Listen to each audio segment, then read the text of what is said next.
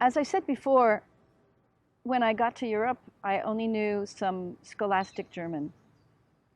And Americans are lucky because English is a pretty universal language by now. But as I said, I moved to Paris from Basel. And when I moved to Paris, I had a little baby. I didn't have a permit to live there. I didn't have a job. I didn't have much money at all. And I didn't speak one word of French. The only thing I could say was, bonjour, madame. And I said it okay, but that was it. So what did I do? I went to the market and I would listen carefully to the person in front of me online and try to repeat. Of course, we all know that in French, like in Italian and other languages, you have la, le, and you have to know, and I didn't. And so I would make many mistakes, but I was able to buy food, which was the important thing. And I didn't say much for 6 months, but I listened all the time. And after about 6 months, I just started speaking. It's a little bit like kids. You listen and you repeat in your way, and little by little, the pieces come together and make sense, and you start speaking. And so I never studied French at school or in lessons anywhere. I just listened and spoke with people. And now I can speak French. If I have to do a job in French, I can do it. Lots of times when I go to Paris, I speak with people who don't speak English or don't speak Italian, and I have to speak French. And now I can. So what happened was then in Italy, I would go on vacation. So it was more fun to learn Italian than to learn French, because French, I was desperate. Whereas in Italy, I would go on vacation with my guy, and we would go to the market.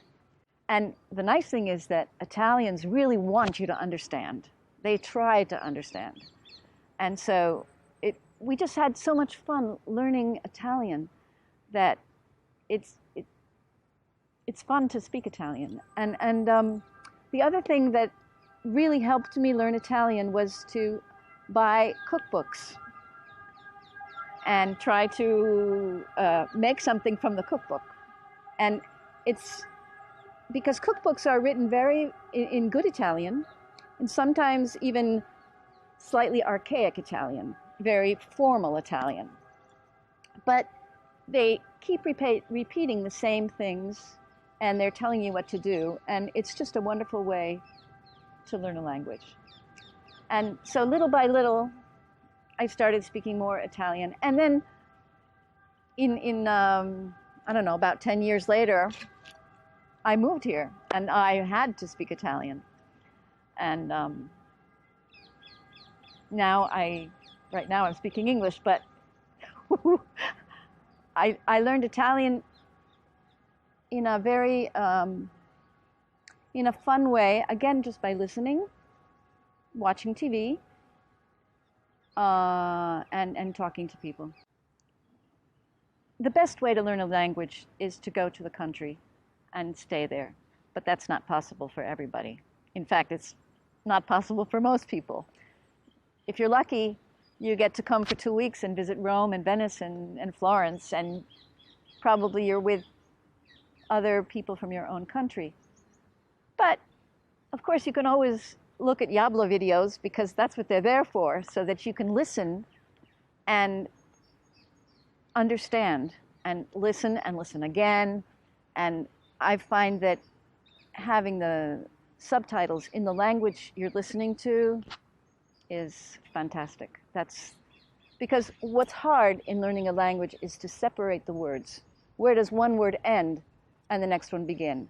And that's why watching the captions go by, you say, oh, that's 2 words. Oh, that's 1 word, and that's fun. So I hope I've given you a little bit of insight on what it's like to be an American or somebody who speaks English and that wants to learn a foreign language. Bye.